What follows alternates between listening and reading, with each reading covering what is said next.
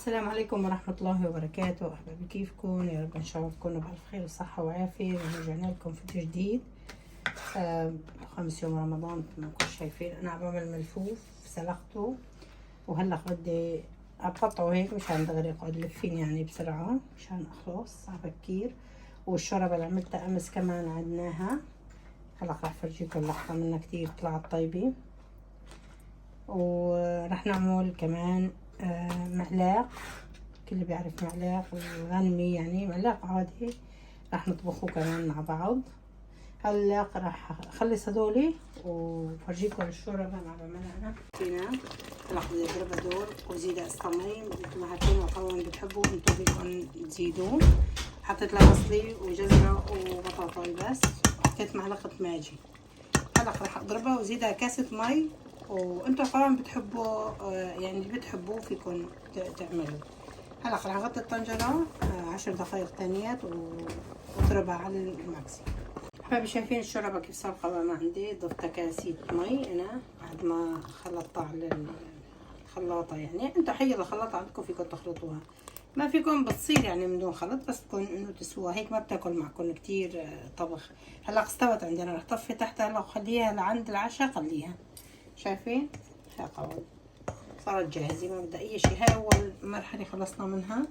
في شوربة عدس رح نسكر ورح نسكر فوقها ونطبع جنب. وعندي انا ملفوفة مثل ما كنتم شايفين كبيرة، قطعتها بهالشكل كلياتها مجهزتها بس لللف. الغلي في عدة طرق، عند الطرق اللي متعودين عليها انا قصة 4 وبسلقها، شفتوني عندي الرابط رح نزلكم اياه. وراح اعمل الحشوي. هلا انا مصولي رز نقعه تقريبا كاستين رز كبار، لانه راح كمان اعمل بجوز اعمل ورق يعني زي ما صورته، راح لفه وخليه. ونرجع لكم بالمرحله اللي بعدها نفرم المعلاق. كمان حكينا انه نعمل معلاق. راح شوفكم شلون انا بطبخه على طريقتي. المعلاق هذا معلاق يعني الخروف او هي المعلاق انتم بتشتروه. راح شوفكم طريقتي كتير ناجحة وتعجبكم ان شاء الله. نشوفكم في المرحلة اللي بعدها. حبايبي رجعنا لكم نصفي الورقات. نحن لفيناها طبعا ما قلنا لكم كيف، لانه عن جد انا عندي الف شغلي وشغلي لفيت بدون ما صورت. بس عندي كوسات الين بالفريزر فترة حبيت تطبخين معاهن، رح حطين هيك على الوجه شايفينين الرزات يعني ما بيأثر. وعندي كمان حبات بندورة 3 كمان حاطين محشيات رز هدول. راح صفطين وراح حطيت معلقة دبس بندورة بقراف. راح بدي احط المرقة يعني معلقة دبس بندورة، معلقة نعناع شايفيني، معلقة ماجي. هلا راح كنت مي غليانة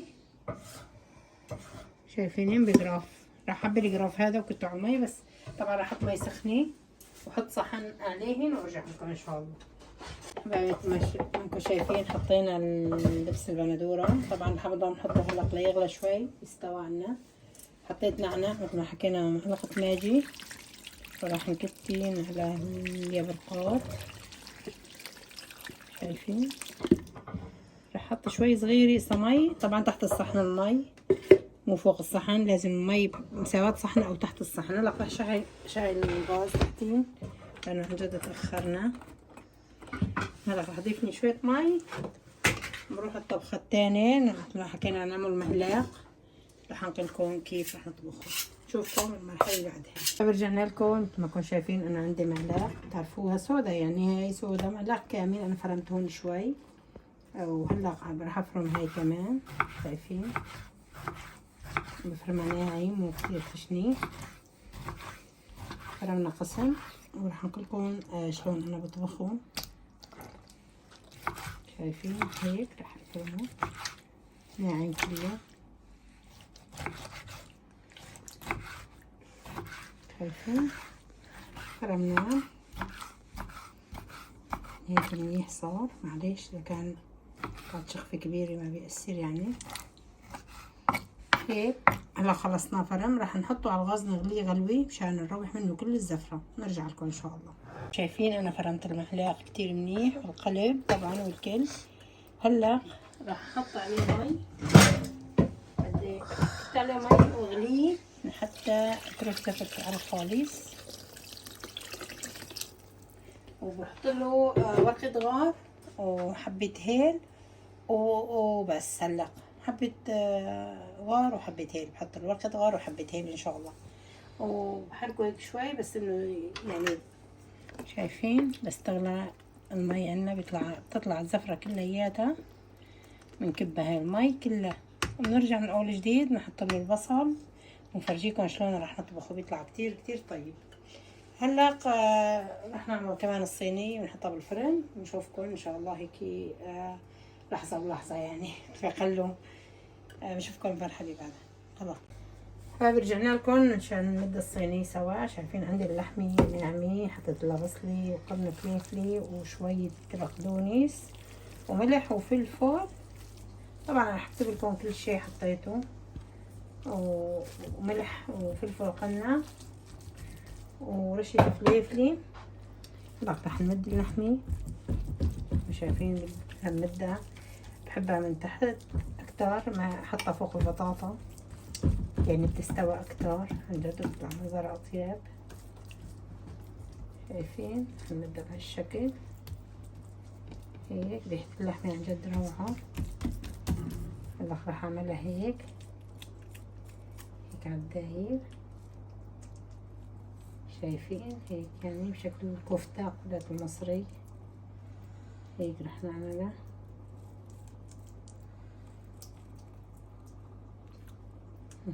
هيك. شايفين منظرها ما احلى. رح نحطها هلا. صفيت البطاطا على اول درب. شايفين عندي بطاطا رح صفطها بهالشكل. طبعا ما كلها اخذ بعضها. هيك رح نصفط البطاطا كلها. صفت البطاطا على وجهها وارجع لكم ان شاء الله. ونحط الفليفلي والبندورة. طبعا عندي بندورة فليفلي خضرة وحمراء. رح كمان حطها صفطها على وجه اللحمة. طبعا الحبة الكبيرة نحط قبالها حبتين لأن البطاطا ما ياخذ بعضها. هيك رح صفطها كلها بهالشكل وارجع لكم ان شاء الله. كونوا هالأثناء حامين الفرن. بنحطها من تحت، بنشغل من فوق ومن تحت بدون ولا نقطة مي. ما بدها مي ابدا. مثل ما حكينا بنحط تنتين اذا ما كفى معنا. هيك هلا رح نبرم هيك هالشكل. عن جد بيطلع منظرها كتير طيب، كتير شكلها بيطلع كويس، وبيطلع يعني طعمتها طيب كتير. هيك اللحمة بتستوي مزبوط دون عن اذا حطيتوا البطاطا من تحت. انا بجربها على الطريقتين، بتطلع الطريقتين ناجحة، بس هاي بحبها اكتر. ما بعرف ليش، بحسها انجح بتطلع معي. هلا نحضر بندورة. شايفين البندورة انا حزيتها بهالشكل هيك. رح نخلصها ونرجع لكم ان شاء الله حبايبي. وهي شكلها النهائي. شفتوا شلون صفطناها؟ هيك صفطناها، حطينا دور بندورة، دور بطاطا، فليفل نوعين. انتوا اللي بدكم اياه بتحطوه. فيكم تحطوا باذنجان بيطلع طيب كتير. هلا انا حامل الفرن من فوق ومن تحت. رح احطها من تحت بس من دون ولا نقطة مي، لان هي فيها يعني هي بتفخم من الخضرة مي. وبنشوفكم اياها ان شاء الله بعدين. هلا بدنا نروح للمعلاق بقى. يلا شايفين انا غليت المعلاق وصفيته. شايفين غليته كبيت ميته. هلا راح افرم فارمي بصلتين كبار يعني او 3 صغار ما بيأثر. طبعا عادي خشن ناعم ما بيأثر. وراح احط كمان قرنين فليفلي حداد، هو اللي بيعطي الطعم الطيبي. هلا انا حاطه الطنجرة على النار. راح احط اول شيء نحط البصل. اول شيء بنحط البصل وبحط له زبدة. انا بحط زبدة على البصل. شايفين؟ طبعا هاي الدفة انا بعملها للبصل يعني. في زبدة عندي سوي فيه حديد.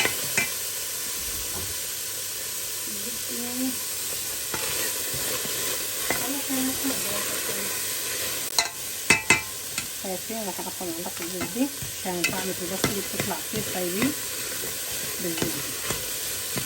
هلا راح نخليهن هيك ليشقرني. ونفرمنا الحبتين الفليفلي حداد مشان حد أطيب. بنحط ملح وفلفل، ملح وفلفل كمان مع البصل. شوفوا طريقة الطبخ عن جد بعتيني هيك يطلعوا المي بصبوها عنه، بتروح زفرته كلها وهيك نضيف البصلة. هلا بنرجع لكم ان شاء الله بالمرحلة بعد هاي. حبايبي مثل ما انتم شايفين عندي الملفوف عم يغلي، شايفين المي كيف لحالها بتكتر بس غلي، تطلع المي فوق الصحن لحالها لانه هي بتفقي مي كمان خضرة. ايه وهلا هيك يعني انتوا لازم تظبطوا الملح بقى، بتعرفوا قديش مقدار الملح بتحطوا لها. مثل هاي طنجرة بدها معلقة كبيرة ملح، يعني مشان انه عندنا ما انتوا شايفينها ما شاء الله كبيرة. وهون انا عم بحمص البصلة للمعلقة، شايفين. هلا حخليها هيك تدبل بشقات. حطيت لها معلقة زبدة، رح احط فلفل، رح احط ملح هلا، ورح احط فلفل، رح احط فلفل شايفين كمان هيك. وبدي احط فليكة حمراء افرمها هلا واحطها قرنين. قلت لكم اياهم انا هدول اللي بيعطيني طعمه للمهلاق كثير طيبين، لازم تحطهم من هون. هلا رح افرمين ونحطهم هون، وبعدين بنحط المهلاق عليهم، وبالاخير بنحط حبة بندورة. البندورة بتعطيه طعم روعة، جربوها ما رح تندموا ابدا عن طريقة كثير طيب. انا بشوفكم بمرحلة ان شاء الله. شايفين حبايبي شلون صارت عندي البصلة. حطينا حبة كمان حبتين بندورة، حبتين فلفل الحمراء والفلفل والملح. الريحة عن جد طلعت شغلي. هلا رح ضيف المعلقة.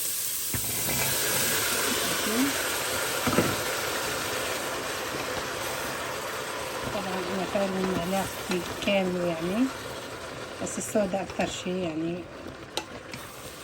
اكتر الكل. هلا راح اغطيه، نحط له شوية مي صغيرة يعني مشان يستوي معنا مظبوط، ونغطيه. بعد تقريبا ربع ساعة بخليه، راح اضيف له بندوراي، حبيت بندورة هي بتعطيه طعم طيب. احنا رح نغطي عليه وندشره. صارت جاهزة هنا، شايفين المنظر عن جد روعة. ما حطيت ولا نقطة مي ومستوي خالص. هلا عندي رح احط عليها هاي خالصين كمان منها. رح نظبطها، رح نظبط كبناية مثل ما كنتوا شايفين. حطيت زيت زيتون ما صورت لانه بدي يصير الفيديو طويل، وحطيت دبس رمان كمان، حطيت شوي وهي شوي تاني كمان. والملح طبعا انتو حسب، يعني هاي بدها تاخد مع كل معلقة ملح صغيرة ما كبيرة. هلا رح نظبطها بجاط وندعكها هيك شوي. طبعا انا نزلتها على اليوتيوب قبل هالمرة هاي الكبة الناي، بس اليوم انه كمان حبينا نعمل هيك تشكيلة. هلا رح نظبطها ونرجع لكم ان شاء الله. حبايبي ورجعنا لكم نفرجيكم اخر مرحلة في طبخ المعلقة ما انتم شايفين. هلا بضل بس انه عم يستوى بالزيت، يعني اللي حطيت له اياه الزبدة اللي حطيتها عنه. شايفين لو تشموا الريحة بس، يعني ريحته شايفين. هلا رح نصب ونفرجيكم اخر مرحلة ان شاء الله للكل. حبايبي كان عشان اليوم يعني بيكون هيك عم تستفادوا من الفيديوهات. مثل ما كنتم شايفين عملنا كبيناية، عملنا صيني، عملنا يبرق الملفوف، ونحن صورنا اكتر شي المعلاق عشان طبخناه. عن جد طلع ريحته بتشهي. وهي الشوربة عدناها لانه كتير عم تطلع ناجحة وطيبة. ومثل ما كنتم شايفين سفرة بتشهي. يا رب يكون عم تستفادوا من هالفيديوهات، يا رب تدعمونا شوي، بلكي ان شاء الله هيك نوصلكم كل جديد. ألف شكر لكم، والسلام عليكم ورحمة الله وبركاته.